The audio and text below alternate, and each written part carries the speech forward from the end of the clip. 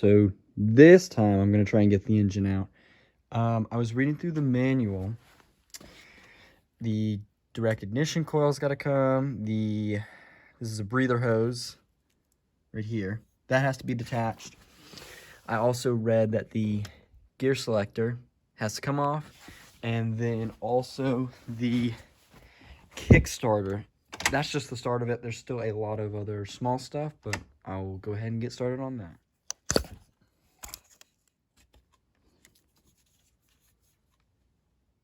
I just finally got this kickstart lever off. This thing was incredibly grummy, but also just difficult. Had to use a ton of PB Blaster, but it is off. So the next step, I also am caught up on those. So with my redneck dirt bike stand, I'm having a hard time getting to this bolt, and I'm worried I'm gonna strip it. So what I'll just do is, I think I can snake the engine out with the gear shift on it, and I'll just take this bolt out and the gear shift once the engine's out. I'm going to take the cover for my drive gear. If you guys notice, it's not there. I don't know, I believe this is the spacer, so it's gonna come off next, and then I have to deal with the clutch cable. I'm not sure how I'm gonna take that out yet, but after those two, I'm not sure what else we have. Probably have to disconnect the starter, and that might be it, but I'll have to go through my checklist again. So I actually changed my mind. I caved and went and got an 8mm, and that way I was able to get off the shift lever. And now these, I believe the manual calls it a clutch stay, but it's these 3 bolts holding the clutch cable in, and with those 3 bolts, if this one will come out,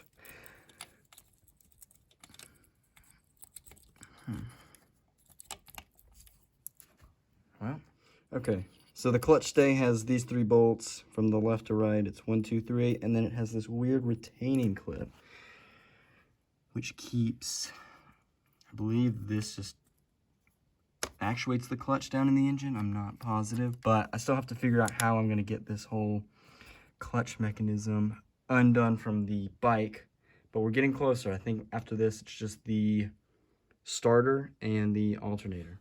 So while I'm figuring out this mess of clutch, I think it'll make it easier for me to pop the cable out if I can get the cable out of this handle and loosen it a bit. And while I'm doing that, I'm going ahead and taking these stupid hand guards, whatever you want to call them, off. I mean, I've never really liked the look of them, and where they're plastic, I mean, they will fold right in on your hand real quick. They never really served a purpose.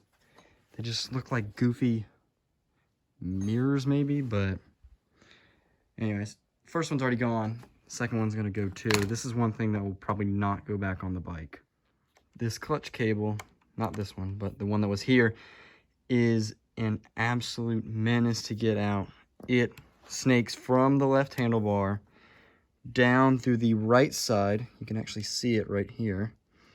Through the right side of the forks, it comes down through here, snakes its way between the radiator, drops out below the radiator tube, and then snakes through here to the other side of the engine. I am sure Honda designed it this way. I've seen other CRF 250s that have it just route all on the left side of the bike instead of going around the engine block like this, and this is terrible to try and get out. So this clutch piece finally came out. I think it's gonna hang out here, but I will work on what little bit is left holding the engine in, and this swing arm bolt, and then the bolts holding it in, and hopefully it'll be ready to come out.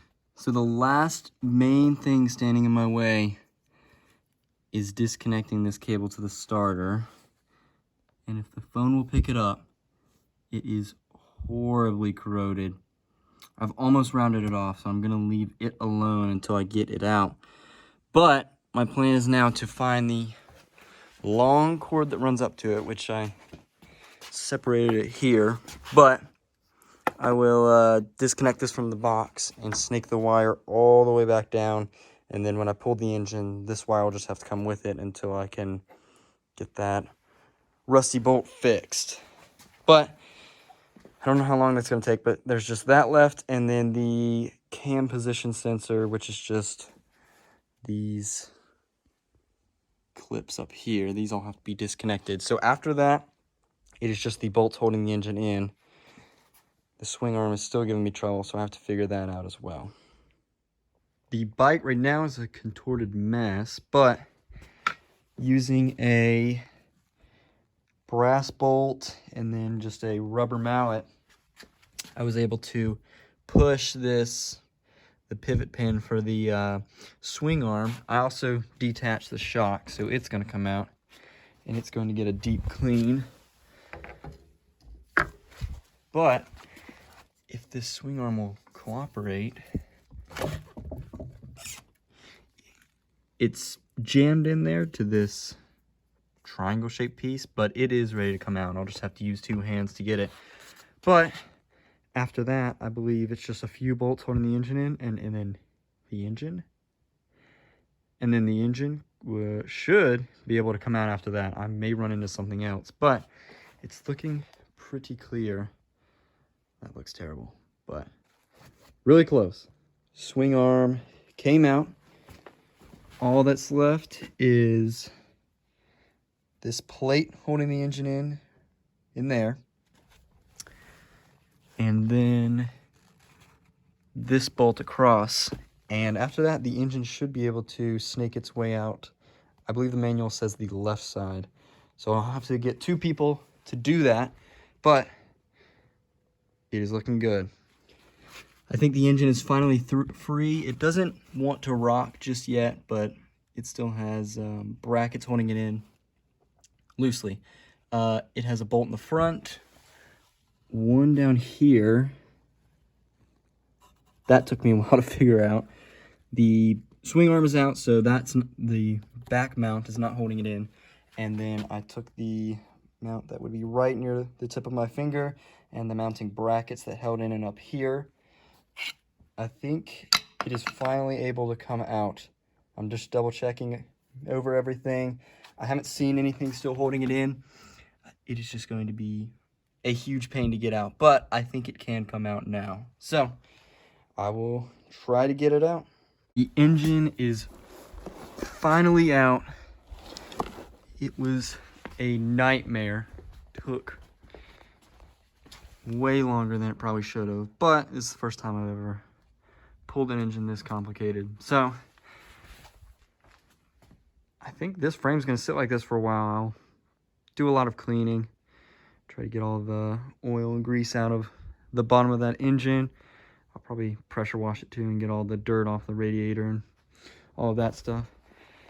For the engine, I'm planning to get an ultrasonic cleaner, and I'll just clean piece by piece, just because this has some serious grime built up on it, and I don't want to take a brush and sit and scrub this for a really long time. But this is great because now this week I can start on breaking this down all into pieces and then do the actual fun part, which is adding on all the new parts that it's going to get.